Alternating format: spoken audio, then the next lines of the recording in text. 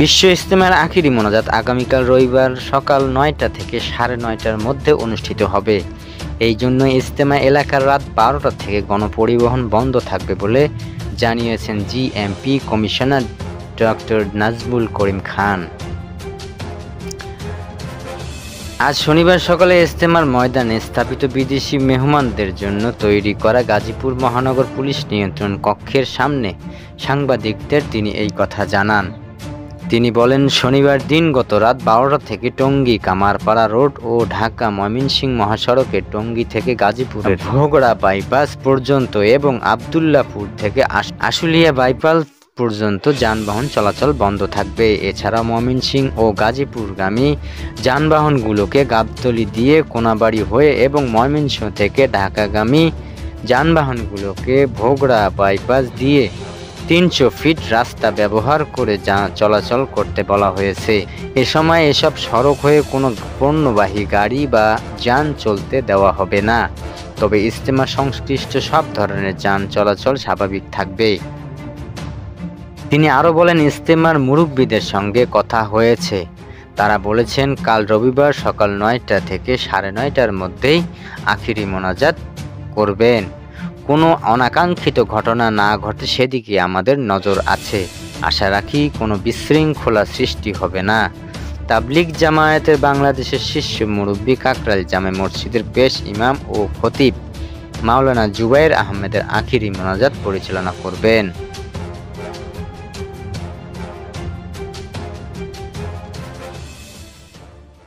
সংবিধান সংস্কার কমিশনের প্রধান অধ্যাপক আলী রিয়াজ বলেছেন, ১৯৭২ সালে তৈরি করা সংবিধানের মধ্য দিয়ে দেশের ব্যক্তিকেন্দ্রিক স্বৈরতান্ত্রিক ব্যবস্থা প্রত্যাবরণ করা হয়।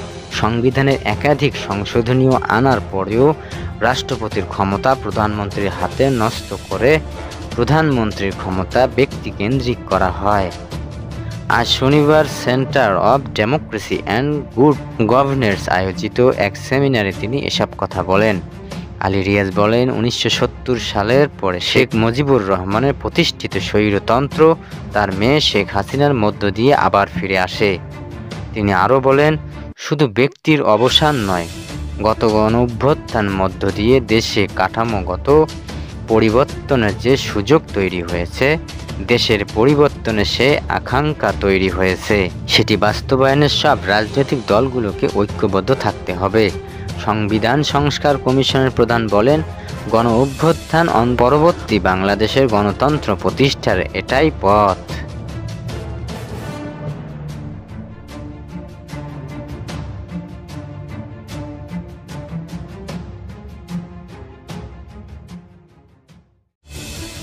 বিএনপির মহাসচিব মির্জা ফখরুল ইসলাম আলমগীর বলেছেন, ছাত্ররা দল গঠন করলে স্বাগত জানাই, তবে সরকারের কিছু থাকবেন, আবার কিছু লোক সরকারের সহায়তায় দল গঠন করবেন, এটা হতে পারে না। সরকারের লোকজন সংঘাতময় কোনো বক্তব্য দেবেন না।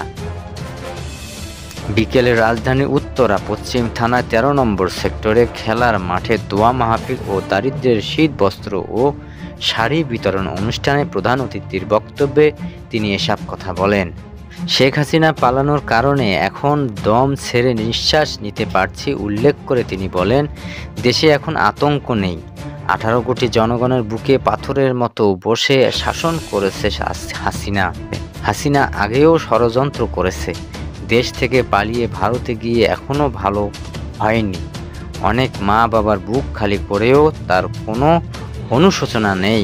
ন্যূনতম সংস্কার করে দ্রুত নির্বাচন দিতে বর্তমান সরকারের প্রতি আহ্বান জানান বিএনপির মহাসচিব। তিনি বলেন, পলাতক হাসিনা সরকারের নগ্ন অর্থনীতির কারণে এখন বাজার দর বৃদ্ধি পেয়েছে। দক্ষিণ খানের গুমের শিকার মুন্না মা বাবা কান্না দেখে আমি নিজেও অসুস্থ হয়ে পড়েছি। পলাতক হাসিনা দেশে আয়নাঘর সৃষ্টি করে গুম খুনের রাজত্ব কায়েম করেছিল।